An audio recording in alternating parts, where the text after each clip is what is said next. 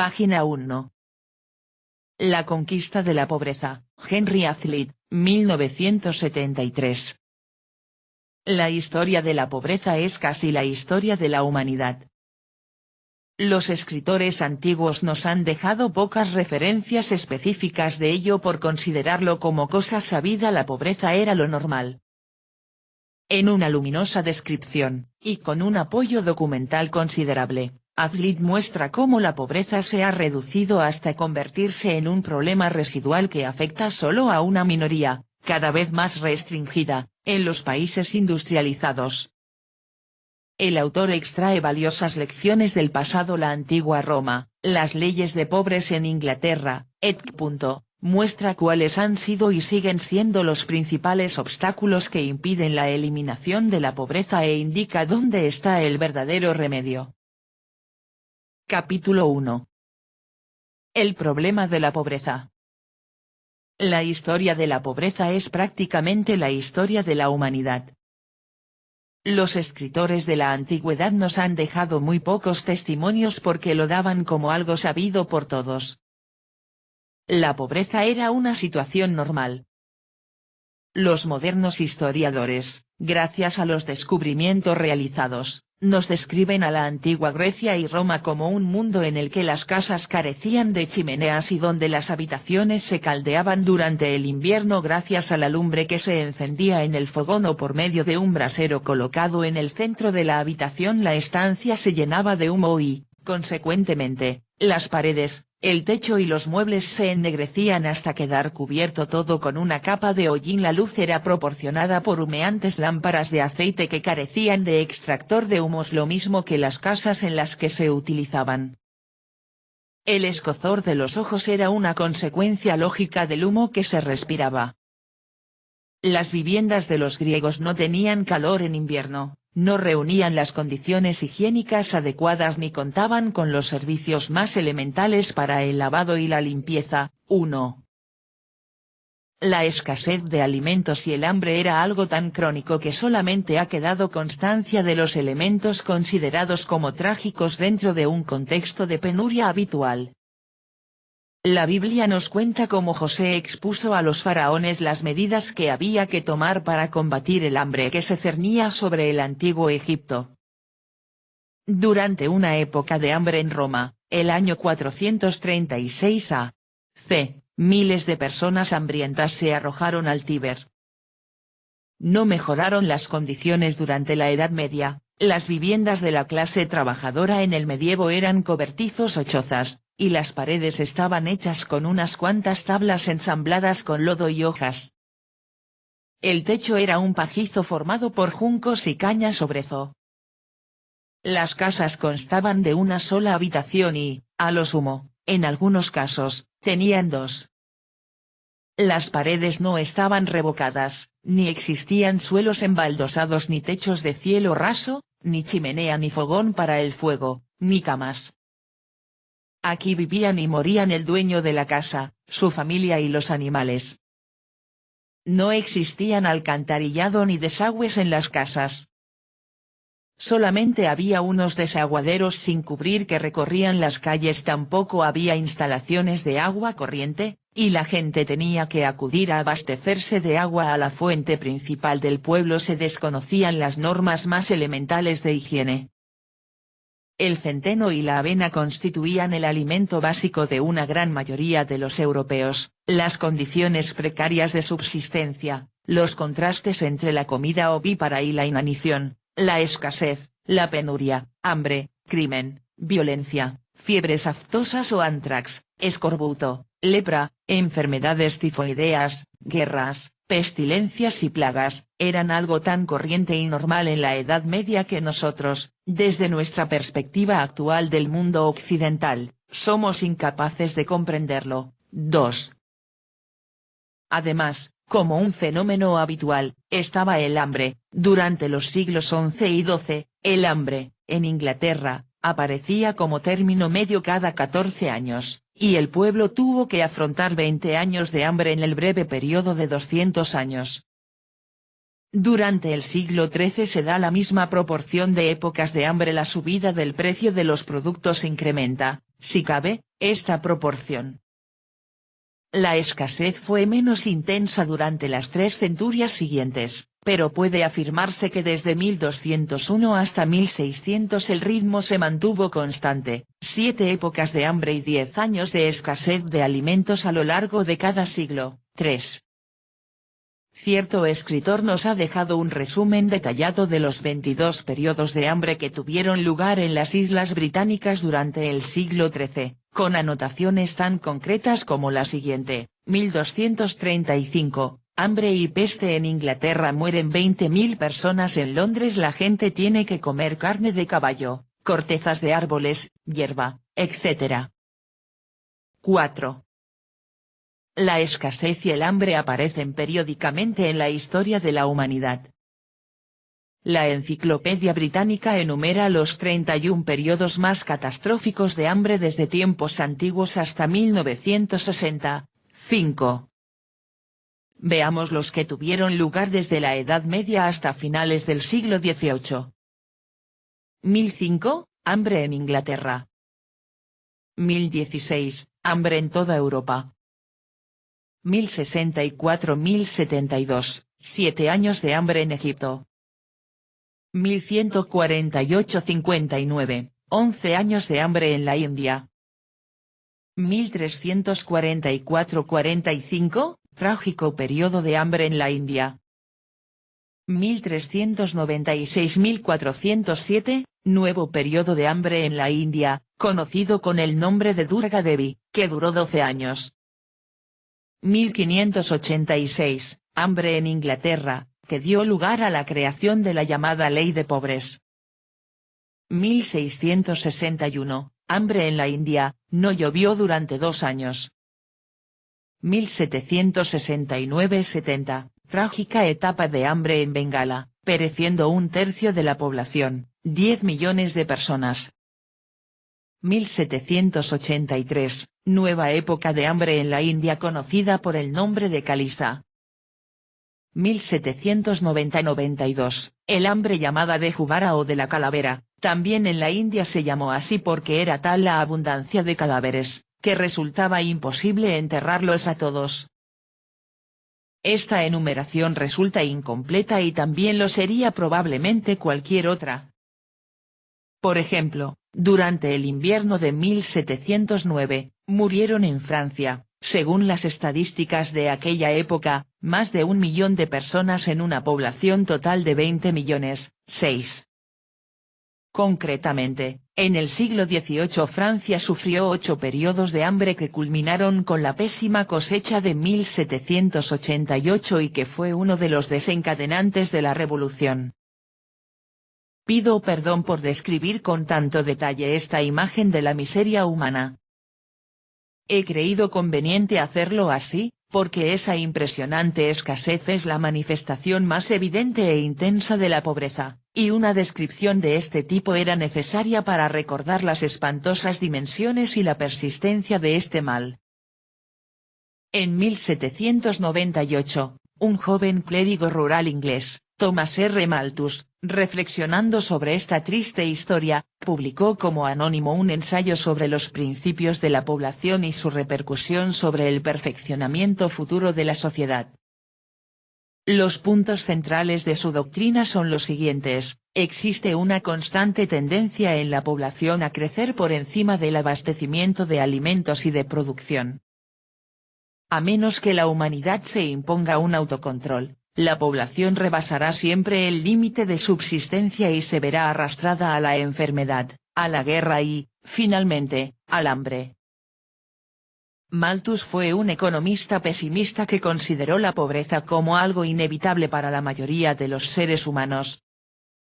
Influyó en Ricardo y otros economistas clásicos de su tiempo, y el tono general de los escritos de estos autores indujo a Carlyle a calificar a la economía política como ciencia funesta. En realidad Malthus puso al descubierto una de esas verdades que hacen época. Su investigación hizo ver a Charles Darwin la concatenación de los argumentos que le llevaron a establecer la teoría de la evolución por medio de una selección natural. Sin embargo, Malthus exageró su hipótesis y descuidó hacer las necesarias puntualizaciones.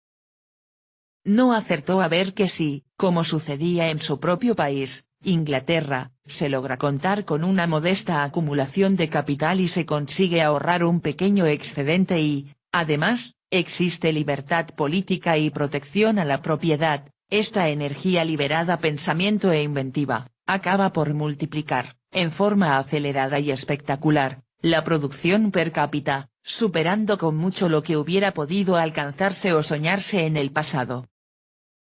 Malthus publicó sus conclusiones pesimistas justamente cuando estaba a punto de demostrarse su falsedad.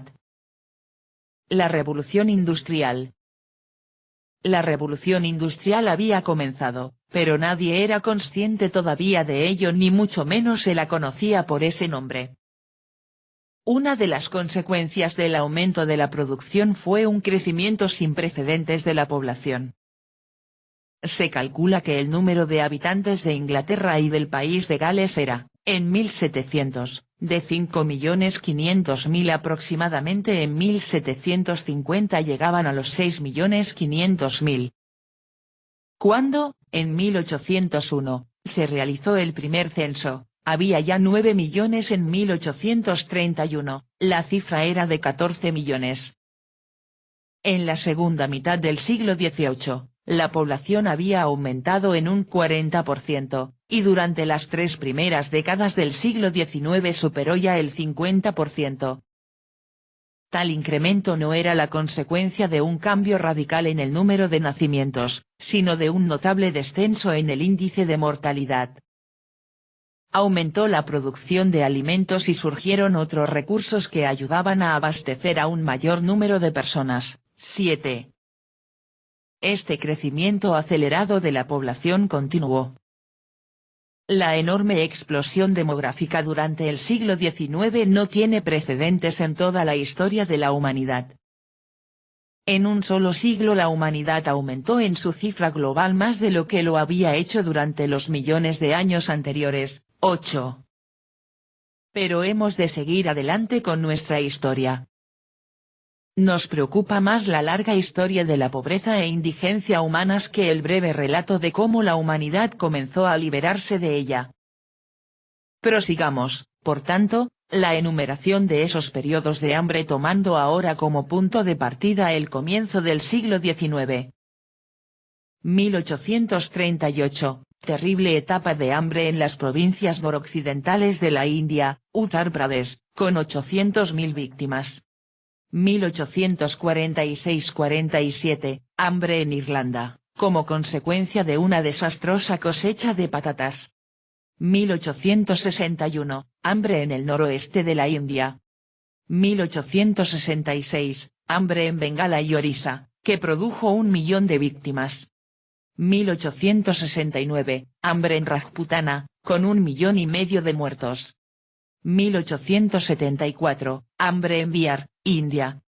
1876–78, hambre en Bombay, Madras y Mysore, 5 millones de víctimas.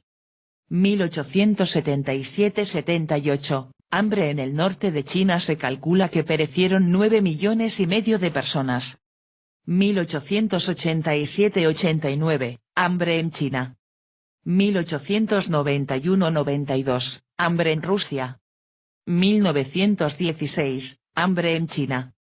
1921, hambre en la URSS, a consecuencia de la política económica comunista, donde estuvieron a punto de perecer por lo menos 10 millones de personas, pero, gracias al Departamento de Ayuda americano, dirigido entonces por Herbert Hoover, el número total de víctimas se redujo a medio millón. 1932–33. Hambre de nuevo en la URSS a causa de la política de colectivización agrícola implantada por Stalin, y que supuso la muerte para millones de personas. 1943, hambre en Bengala, con 1,5 millones de víctimas, aproximadamente. 1960–61, hambre en el Congo, 9. Finalizaremos esta abrumadora descripción haciendo mención del periodo de hambre que ha asolado durante estos últimos años a la China comunista y el que sufrió Biafra en 1968-70, a causa de la guerra. La enumeración de estos periodos o etapas de hambre, desde finales del siglo XVIII, muestra una diferencia muy notable con las que existieron anteriormente. Estas crisis de subsistencia o penurias de alimentos no afectaron a ningún país del ahora industrializado mundo occidental. La única excepción es la época de hambre en Irlanda a raíz de la desastrosa cosecha de patatas, y hasta puede decirse que se trata de una excepción dudosa, ya que la revolución industrial no penetró en Irlanda hasta mediados del siglo XIX, e incluso hoy día es un país eminentemente agrícola. Esto no quiere decir que hayan desaparecido ya las sequías, las pestes y plagas del campo y las malas cosechas en el mundo occidental, sino que, cuando esto sucede, no se produce una situación de hambre, porque los países afectados pueden importar inmediatamente alimentos de otras partes, no solamente porque existen rápidos medios de transporte, sino también porque, gracias a su producción industrial, estas naciones cuentan con los recursos necesarios para adquirir alimentos.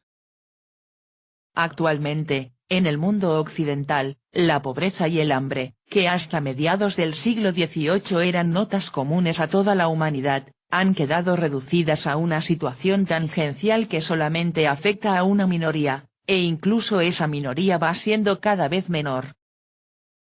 Sin embargo, pobreza y escasez todavía campan por sus respetos en el resto del mundo, en casi todo el continente asiático, en Centroamérica, América del Sur y África, es decir, en una inmensa mayoría de la humanidad, está presente este problema con todas sus terribles consecuencias, problema que todavía está por resolver. Lo que ha sucedido y está sucediendo aún en muchos países debe servirnos de seria advertencia sobre la facilidad con que queda aniquilado todo el progreso económico que se había conseguido.